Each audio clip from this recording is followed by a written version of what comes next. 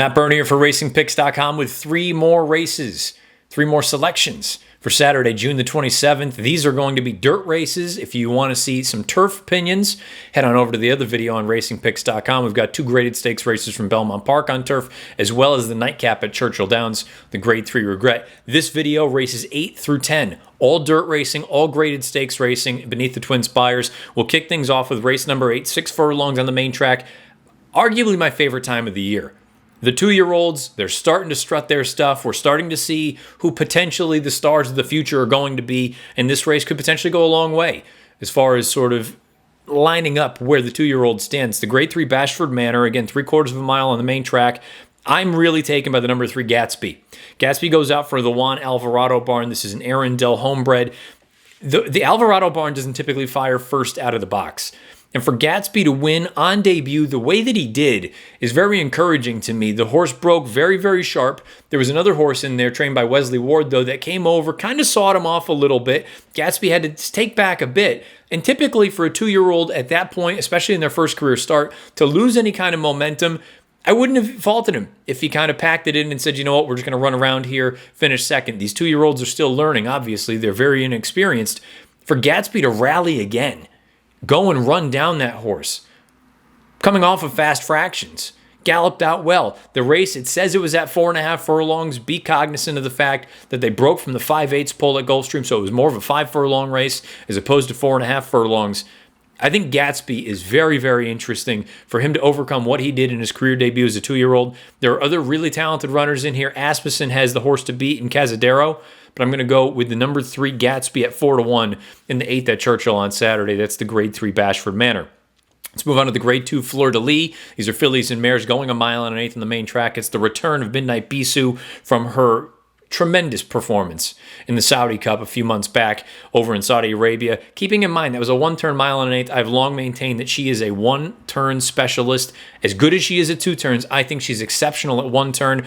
And the problem for her in this spot, not only does she have to deal with layoff, but there is no speed in the race outside of the number 4 Serengeti Empress, who her biggest win to date came in the Grade 1 Kentucky Oaks at Churchill Downs at 1 mile and 1/8. I think if you're Joe Talamo, you just send her right to the front. And if Mike Smith and Midnight Bisou want to try to run with you early on, so be it. Let them play your game. Your game is speed, break on top, say, come and catch me. She's 2-1 on the morning line. I don't think anyone can run with her early on. I think Serengeti Empress wires this field. Midnight Bisou, I think she runs a good second in this spot. It's a very chalky race, don't get me wrong. I think she runs a good second and she'll move forward in her next start. I just think circumstances are up against her in a spot like this. Number 4, Serengeti Empress for me in the Grade 2 Fleur de Lis. She's 2-1 on the morning line in race number 9. And we'll wrap things up with the Grade 2 Stephen Foster. Again, 1 mile and 1/8 on dirt. These are for the older males.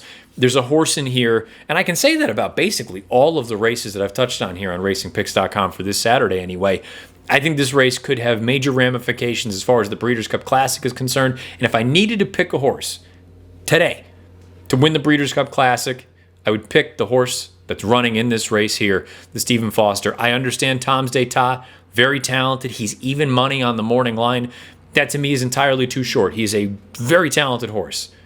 But I think the horse drawn right next door, the number 6 By My Standards. He's 5-2 on the morning line for Brett Calhoun. Gabe Saez has the mount. I think he is every bit as good, if not better, than a horse like Tom's d'Etat. And if I needed to make a pick for the Breeders' Cup Classic today, it would be this horse. It would be By My Standards. I love the versatility. He can be forwardly placed, but you know what? If they throw it down, he can come from a few lengths off of it. I just think he's a brilliant, brilliant racehorse. A lot of people have knocked him, said maybe he's a fairgrounds horse for course. I think that's an unkind or an uncharitable statement. He hasn't had the opportunity to prove that he can run at many other tracks. He did so, though, in that most recent run. That was the Oaklawn Handicap down at Oaklawn Park at 1 mile and 1/8. I thought he looked great. I thought he galloped out well. I have no question that this horse is talented. I'm hopeful people will look and start to realize that he's a legitimate talent on Saturday afternoon down at Churchill Downs. He's 5-2 on the morning line. He would be my pick for the Breeders' Cup Classic if it were run today. Maybe that'll look silly after the races on Saturday, but I like the number 6 By My Standards in the Grade 2 Stephen Foster. That is race number 10 at Churchill Downs on Saturday afternoon, June the 27th. Again, recapping, you've got 3 dirt races here from Churchill on this video, If you're curious about some turf opinions, the Grade 1 Just a Game, the Grade 2 New York, as well as the Grade 3 Regret from Churchill, check out the other video here on racingpicks.com. Until next week, good luck.